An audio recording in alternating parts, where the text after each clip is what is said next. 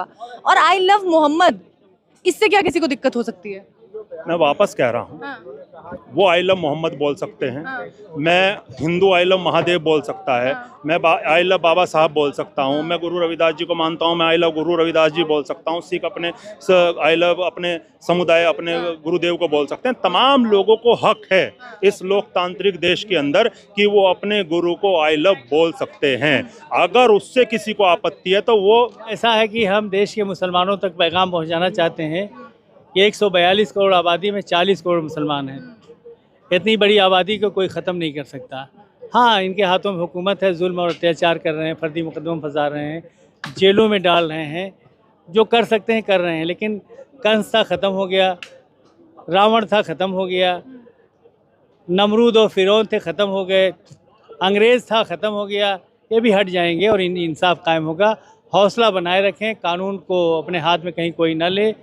जो भी कहीं प्रदर्शन करना है, धरना ज्ञापन देना है, परमिशन लेके धरना ज्ञापन दें, इंसाफ होगा। और 2027 में उत्तर प्रदेश में योगी आदित्यनाथ की सरकार बदलेगी।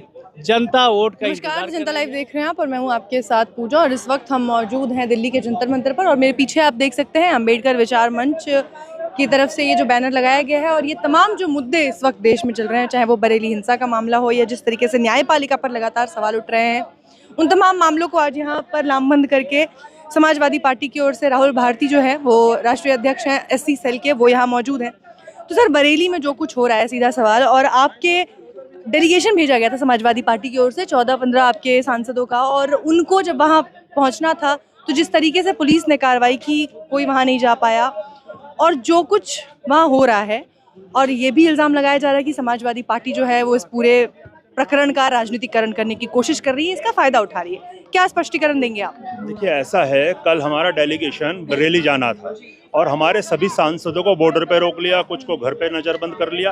और ये मामला सिर्फ बरेली का नहीं है, तमाम मामलों में जब जब हम प्रतिनिधि मंडल के रूप में जाते हैं हमें कहीं ना कहीं नज़रबंद कर लिया जाता है। 10 जगह तो हमें ही नज़रबंद करा पुलिस ने, कई बार कई जगहों पे जहाँ दलितों पे अत्याचार होता है, जहाँ पिछड़ों पे अत्याचार होता है, हम उसकी बात को देखना चाहते हैं। लेकिन इस कल की घटना से ये साबित होता है कि योगी आदित्यनाथ हम लोगों को वहाँ जाने से सिर्फ इसलिए रोक रहे हैं क्योंकि वहाँ की जो मूल जो समस्या है, जो मूल घटना वहाँ है, वो उसे छुपाना चाहते हैं। इसी बात से साबित होता है कि उत्तर प्रदेश की सरकार ने मिली भगत करके ये मामला बरेली के अंदर कराने का काम किया है। क्योंकि आई लव मोहम्मद कहना कोई इतना बड़ा इशू और इतना बड़ा मुद्दा नहीं था जिस पे इतना बड़ा बवाल हुआ है। लेकिन आज प्रशासन लगातार, वो हमारे दल के लोगों को नहीं, तमाम दलों के लोगों को, चाहे वो सामाजिक संगठन के लोगों, चाहे वो मीडिया के भी लोग हों, उन्हें भी वहां जाने से रोक रहा है जो वहां की जीरो रिपोर्टिंग कर सके। तो इसका अंदर कोई ना कोई सरकार की जो नीति है वो गड़बड़ है। इसी से समझ में आता है कि उत्तर प्रदेश के मुख्यमंत्री वहां कुछ छुपाना चाहते हैं जिससे उनका जो उन्होंने किया है उसका पर्दाफाश हो जाएगा। और उत्तर प्रदेश तो ये नैरेटिव सेट किया जा रहा है कि वहाँ की प्रशासन कितनी मुस्तैद है। आप देखिए, ड्रोन के जरिए वहाँ पे निगरानी रखी जा रही है, 48 घंटे के लिए वहाँ कर्फ्यू लगा दिया गया। तो लगातार ये नैरेटिव सेट कराया जा रहा है नेशनल मीडिया के माध्यम से कि योगी जी की कानून व्यवस्था जो है दुरुस्त है। देखिए, अगर आपके दूध में पानी नहीं है तो उस दूध का सैंपल क्यों नहीं देते? तो उस दूध का सैंपल दें, पता चल जाएगा दूध में पानी है या नहीं है। वो लगातार हमें सिर्फ इसलिए वहां जाने से रोक रहे हैं क्योंकि वहां पे कुछ ना कुछ सरकार की मिलावट है। अगर इतनी पारदर्शी प्रशासन है, इतनी पारदर्शी सरकार है, तो भेजे हमें, हम बताएंगे सही क्या है और गलत क्या है। आज वहाँ नेशनल मीडिया सिर्फ वो दिखा रही है जो उत्तर प्रदेश की सरकार चाहती है। आप लोगों को क्यों नहीं जाने दे रहे? आप जाके देखिए एक बार, वहाँ पता चल जाएगा हकीकत में क्या हुआ है वहाँ पे। तो ये सरकार की जो नीति है वो निश्चित रूप से मिलावटी है। लेकिन उसके अलावा जो बुलडोजर का एक्शन है, जिसको लगाया जा रहा है कि I love Muhammad versus I love bulldozer, उस नैरेटिव पे क्या कहेंगे? जिस तरीके से बुलडोजर एक्शन हो रहा है, लोगों के घर और खास तौर से अल्पसंख्यकों को टारगेट किया जा रहा है, मुस्लिमों के घर जो गिराए जा रहे हैं, उस पर क्या कहेंगे? 2017 से उत्तर प्रदेश के अंदर बुलडोजर का कल्चर चला और आप लगातार देख रहे होंगे हमारे उत्तर प्रदेश के जो बुलडोजर बाबा के नाम से आजकल प्रसिद्ध हैं। तो महाराष्ट्र का चुनाव होगा, वहाँ बुलडोजर लेके जाएंगे, हरियाणा पंजाब का चुनाव होगा, वहाँ बुलडोजर लेके जाएंगे। तो उन्होंने जिस तरीके का नैरेटिव्स जो सेट कर रहे हैं ये गैर कानूनी है, गैर संवैधानिक है। हमारे CJI ने भी कहा है कि किसी भी चीज़ को जब तक आप साबित ना कर लें कानूनन, उसके घर को या उसे आप नहीं तोड़ सकते। लेकिन वहाँ समस्या क्या है? अगर गुनहगार मैं हूँ तो मेरे साथ चलो आप करें, समझ में आता है, लेकिन मेरे भाई के साथ भी होगा, मेरे भाई के साथ भी होगा, और मेरे उस रिश्ते, वो दूर के रिश्ते, आसपास के गली मोहल्ले वालों के भी साथ होगा, तो ये गलत है, ये गैर कानूनी है। और भारतीय जनता पार्टी और खासकर उत्तर प्रदेश के मुख्यमंत्री इस गुंडागर्दी को करके देश के अंदर एक खौफ बनाना चाहते हैं कि लोग लोकतांत्रिक व्यवस्था पे बात ना करें, संविधान को बचाने की बात ना करें और अपने हकों की बात सड़कों पे आके ना करें। वो इस तरीके की घटना को करके ये दिखाना चाहते हैं और इसके अलावा उनका कोई मकसद नहीं है। सुप्रीम कोर्ट का आपने जिक्र किया, बिल्कुल सुप्रीम कोर्ट ने पहले भी इस पर कहा था कि ऐसी त्वरित कार्रवाई नहीं होनी चाहिए, आपको पहले तो समय देना होगा। और फिर अभी कुछ दिन पहले देश के जो चीफ जस्टिस हैं उन्होंने भी मॉरिशस में एक बयान में कहा कि यहाँ लॉ, रूल ऑफ लॉ है, ना कि आप इस तरीके से बुलडोजर की कार्रवाई कर सकते हैं। लेकिन उसके बाद भी हो रही है ना उत्तर प्रदेश में, और धड़ल्ले से हो रही है। यही गुंडागर्दी है। और ये जो लोगों के अंदर जो इस समय जो चल रहा है ना, सीजीआई हमारे कह रहे हैं, देश के अंदर तमाम राजनीतिक दल के लोग इसका विरोध कर रहे हैं, ये एक कहीं ना कहीं गुस्सा इकट्ठा हो रहा है। आज मुझे लगता है कि आज कुछ लोगों को दबा सकते हैं, लेकिन जब बहुत सारे लोग इसके अंदर जुड़ेंगे उसकी बगावत होगी, और वो जब बगावत होगी वो भारी पड़ेगी भारतीय जनता पार्टी को भी, वो बगावत भारी पड़ेगी आरएसएस को भी, और वो बगावत भारी पड़ेगी मुख्यमंत्री उत्तर प्रदेश को भी। और अभी बहुत ज़्यादा दूर नहीं है, 2027 में उत्तर प्रदेश का चुनाव आ रहा है, क्योंकि मैं राष्ट्रीय अध्यक्ष हूँ अपने संगठन का और मैं दलित समाज में जा रहा हूँ। जो दलित समाज हमेशा से कभी बसपा की बात करता था, कभी अलग अलग तरीके की बात करता था, आज वो दलित समाज भारतीय जनता पार्टी के खिलाफ बात करता है। वो ये कहता है कि हमें किसी भी कीमत पे भारतीय संविधान को हटाने वाले दल को भारत से हटाना है, उत्तर प्रदेश से हटाना है। 2024 में आपने देखा होगा कितना बड़ा रिजल्ट उत्तर प्रदेश से आया, हम 37 सांसद बना के लेके आए, वोट परसेंटेज में कितनी तेजी से हमारे ग्राफ में बदलाव आया।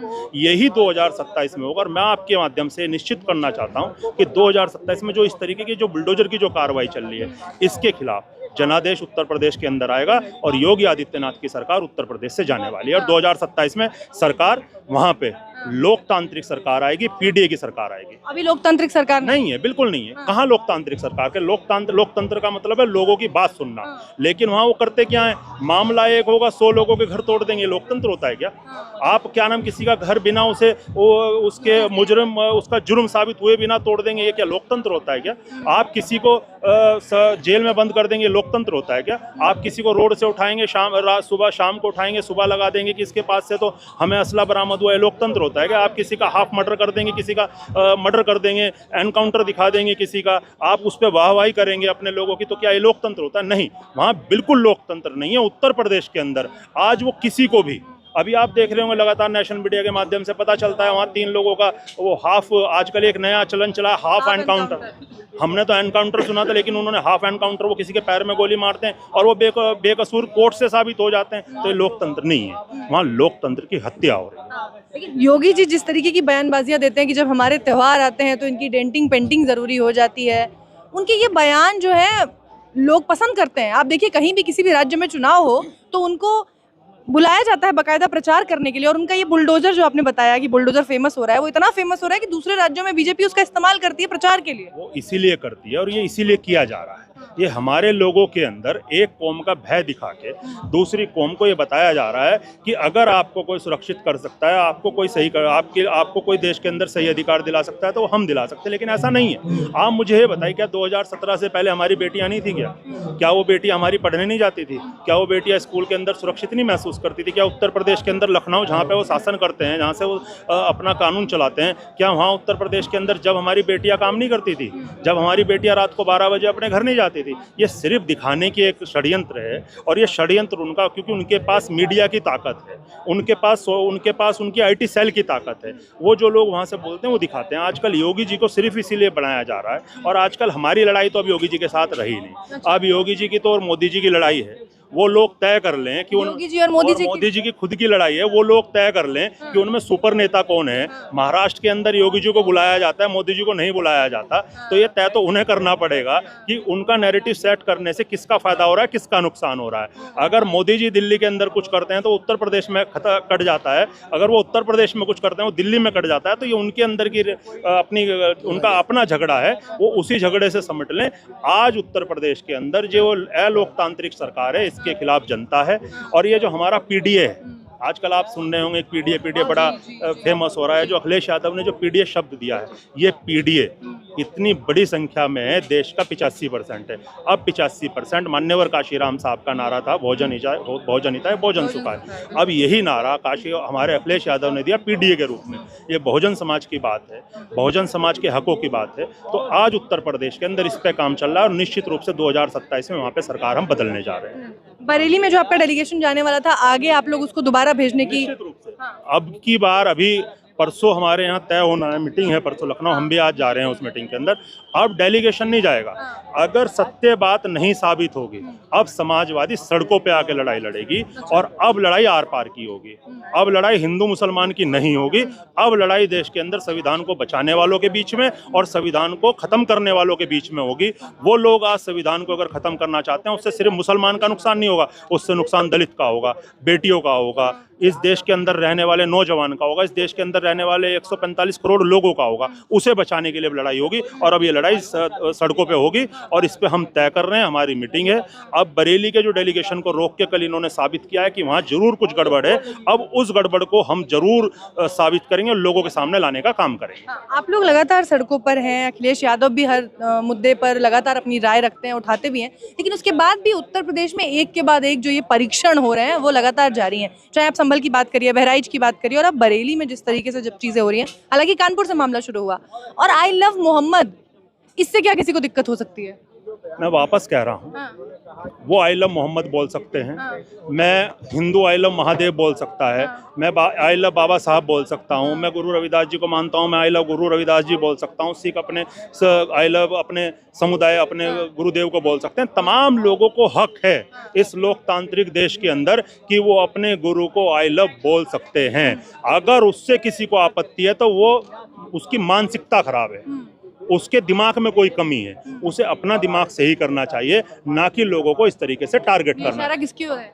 आप समझ सकते हैं जिनके बारे में आप बात कर रहे हो, हमारे उत्तर प्रदेश के मुख्यमंत्री के खिलाफ। वो इस चीज को समझना उन्हें चाहिए कि उत्तर प्रदेश एक्शन में देरी नहीं लगती है। नहीं होने दो, कोई दिक्कत नहीं। अब हमने तय कर लिया है और मेरे बारे में उन्होंने बहुत बार हमारे ऊपर भी कर लिया। आपने देखा होगा सब्बीरपुर में एक कांड हुआ था 2017 में, हम इसी जंतर मंतर पे आए थे, हमारे ऊपर बहुत सारे मुकदमे लगाए थे। लड़ाई क्या थी सिर्फ हमारी कि हमारे लोगों के घर जलाए गए और हम एक ईमानदारी के साथ जिलाधिकारी को ज्ञापन देने जा रहे थे कि हमारे लोगों के ऊपर जो अत्याचार हुआ है उसके अंदर मुकदमा दर्ज हो और मुकदमा दर्ज हो के कार्रवाई हो। लेकिन क्या हुआ, हमारे ऊपर उल्टे मुकदमे दर्ज हुए, हमारे लोगों को इंसाफ नहीं मिला और हमें जेल जाना पड़ा।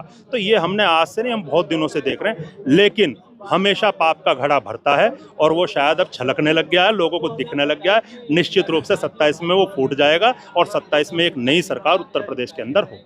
बहुत बहुत शुक्रिया सर। इस वक्त हमारे साथ मोहम्मद अरशद खान साहब हैं, जो एक्स एमएलए हैं समाजवादी पार्टी से, जौनपुर सदर से। और सर, सीधा सीधा सवाल है कि जिस तरीके से बरेली में हिंसा हो रही है और उस हिंसा से पहले योगी आदित्यनाथ के जो बयान है, जिस तरीके से वो बाकायदा नाम लेकर कह रहे हैं कि उस मौलाना को शायद पता नहीं है, उसको इस तरीके की जानकारी नहीं है और आने वाली तमाम नस्लों को भी हमने सबक सिखा दिया, ये टारगेटेड जो बयान आ रहे हैं, इस पर क्या कुछ कहेंगे? ये एक मुख्यमंत्री का बयान नहीं हो सकता, एक संत का बयान नहीं हो सकता, एक छत्री का बयान नहीं हो सकता। छत्री का काम है मर्यादाओं की, धर्म की रक्षा करना। इस बयान से मर्यादाएं टूट गई, धर्म खत्म हो गया। एक संत का काम है धर्म की रक्षा करना, धर्म का प्रचार करना। एक संत की मर्यादा, संत की परिभाषा खत्म हो गई। और वो उत्तर प्रदेश के मुख्यमंत्री हैं, यहाँ डेमोक्रेसी है। वो हिंदू, मुसलमान, सिख, ईसाई, बौद्ध, पारसी, जैन, दलित, आदिवासी सबके मुख्यमंत्री हैं। एक मुख्यमंत्री होकर मौलाना या मुसलमानों को टारगेट करना ये निंदनीय है, गैर संवैधानिक है। हम उसकी निंदा कर सकते हैं और क्या कर सकते हैं। आई लव मोहम्मद बोलना इस देश में इतना बड़ा अपराध हो गया कि एक के बाद एक उसको लेकर आपने देखा, पहले एफआईआर हुए और फिर लोग सड़कों पर उतरे तो उन पर लाठियां भांजी गई। देखिए, मौलाना तौकीर रज़ा खान साहब ने और बरेली के मुसलमानों ने कोई जुर्म नहीं किया था। उन्होंने कॉल किया कि मुसलमान इकट्ठा हो जाए जुमा पढ़ के और ज्ञापन दिया जाएगा, तो इकट्ठा हो गए थे। अगर परमिशन नहीं थी तो पहले दफ़ा 144 लगती थी, अब दफ़ा 163 मोदी जी की है, 163 में मुकदमा कायम कर देते, यही था, ज्ञापन ले लेते, बात ख़त्म थी। लेकिन वो टारगेट बनाया, मौलाना तौकीर रज़ा खान साहब घर पे पुलिस लगा दिया, निकलने नहीं दिया, मुसलमान इकट्ठा हो गए, उनकी खूब पिटाई किया और गोली चला के 2 लोगों को हाफ इनकाउंटर किया गया, घर गिराए गए, बेकसूर जेलों में डाल दिया गया। ये सरासर अन्याय है, अत्याचार है, जुल्म है। हम इसकी निंदा करते हैं और हमने माननीय राष्ट्रपति महोदया से, चीफ जस्टिस ऑफ इंडिया से, मोदी जी से मांग किया हस्तक्षेप करें और बरेली के मुसलमानों को इंसाफ दें। मौलाना तौकीर रज़ा खां और बरेली के मुसलमानों को रिहा किया जाए। उन पे कायम सभी फर्जी मुकदमे हटाए जाएं। जिन लोगों का बुलडोजर लगा के मकान गिराया गया है उनको मकान का मुआवजा दिया जाए। एक नया चलन आप देखिए कि जिन लोगों को वैसे जेलों में नहीं डाल सकते, उनको रोक नहीं सकते, उन्हें हाउस अरेस्ट कर दिया जाता है। आपके भी समाजवादी पार्टी के तमाम जो डेलीगेशन जा रहा था उनको भी हर तरह से रोकने की कोशिश की, जिनको नहीं रोक पाए हाउस अरेस्ट कर दिया गया। इसे कैसे देखते हैं? देखिए, सरकार ने जो अत्याचार किया है, जो अन्याय किया है, असंवैधानिक काम किया है बरेली में, सरकार नहीं चाहती कि वो लोग जाने। इसलिए कांग्रेस का प्रतिनिधिमंडल और समाजवादी पार्टी के जो बड़े नेताओं का, जो कैबिनेट मंत्री दर्जा है, एमपी हैं, एमएलए हैं, वो कोई दंगा तो करने जा नहीं थे, लोगों को मिलने जा रहे थे, तो जाने देना चाहिए था। लेकिन सरकार नहीं चाहती कि उसका गुनाह दुनिया जाने, इसलिए छुपाने के लिए इन लोगों को रोका गया, जो गैर कानूनी है, नहीं रोकना चाहिए। जो पूरा समाज है जो आहत हुआ है इस बात से कि अब हम अपने इस देश में, जो एक संवैधानिक तौर पे चलता है, लोकतांत्रिक देश है, सर्वधर्म सद्भाव की भावना है, और उसके बाद भी इस देश में हम अपने खुदा की इबादत नहीं कर सकते। हाँ, उनकी इबादत में हम लिख नहीं सकते, कुछ आई लव मोहम्मद नहीं कह सकते। उन तमाम लोगों के लिए क्या संदेश देना चाहेंगे? और योगी जी ने जिस तरीके से हैंडल किया इस पूरे मामले को, जो दूसरी तरफ से ये पेश किया जा रहा है कि उनकी जो मुस्तैदी है, जो उनका प्रशासन है, बहुत मजबूत है। देखिए, ऐसा है कि हम देश के मुसलमानों तक पैगाम पहुंचाना चाहते हैं कि 142 करोड़ आबादी में 40 करोड़ मुसलमान हैं। इतनी बड़ी आबादी को कोई ख़त्म नहीं कर सकता। हाँ, इनके हाथों में हुकूमत है, जुल्म और अत्याचार कर रहे हैं, फर्जी मुकदमों में फंसा रहे हैं, जेलों में डाल रहे हैं, जो कर सकते हैं कर रहे हैं। लेकिन कंस था, ख़त्म हो गया। रावण था, ख़त्म हो गया। नमरूद और फिरौन थे, ख़त्म हो गए। अंग्रेज़ था, ख़त्म हो गया। ये भी हट जाएंगे और इंसाफ कायम होगा। हौसला बनाए रखें, कानून को अपने हाथ में कहीं कोई न ले। जो भी कहीं प्रदर्शन करना है, धरना ज्ञापन देना है, परमिशन लेके धरना ज्ञापन दें, इंसाफ होगा। और 2027 में उत्तर प्रदेश में योगी आदित्यनाथ की सरकार बदलेगी। जनता वोट का इंतज़ार कर रही है और इंडिया गठबंधन की सरकार बनेगी, पीडीए की सरकार बनेगी। अखिलेश यादव जी 2027 में उत्तर प्रदेश के मुख्यमंत्री बनकर न्याय देंगे, फर्जी मुकदमों को वापस करेंगे और पूरे समाज को, हिंदू, मुसलमान, सिख, ईसाई, दलित, सबको न्याय करेंगे। और 2029 में मोदी जी भी बदल देंगे। इंडिया गठबंधन आ रहा है, तो चिंता करने की ज़रूरत नहीं है। थोड़े दिन की बात है, सब्र कर ले, वक्त आएगा, बदल जाएगा सब। आखिरी सवाल के साथ ख़त्म करती हूँ कि बीजेपी की ओर से बताया जा रहा है कि समाजवादी पार्टी की ओर से हिंसा भड़काने की कोशिश की जा रही है। समाजवादी पार्टी हिंदू, मुसलमान, सिख, ईसाई, बौद्ध, पारसी, जैन सबको लेके चली है। मुलायम सिंह यादव भी सबको लेके चले, अखिलेश यादव भी लेके चल रहे हैं। हिंसा कहीं भड़की ही नहीं, हिंदू मुसलमान हुआ नहीं, न एक हिंदू जेल गया, न एक किसी थप्पड़ लगा। सारी हिंसा पुलिस ने कराया है। दंगे भी पुलिस ने कराए, पथराव भी पुलिस ने कराया, लोगों को मारा भी पुलिस ने, और पुलिसिया उत्पीड़न आदरणीय योगी आदित्यनाथ जी ने कराया है। सारा दोष आदरणीय योगी आदित्यनाथ जी का है। और बरेली में जिन पुलिस वाले हैं, न अत्याचार किया, उनका है। ना मुसलमानों का कोई दोष है और ना हिंदू भाइयों का कोई दोष है। बहुत बहुत शुक्रिया सर, बहुत धन्यवाद।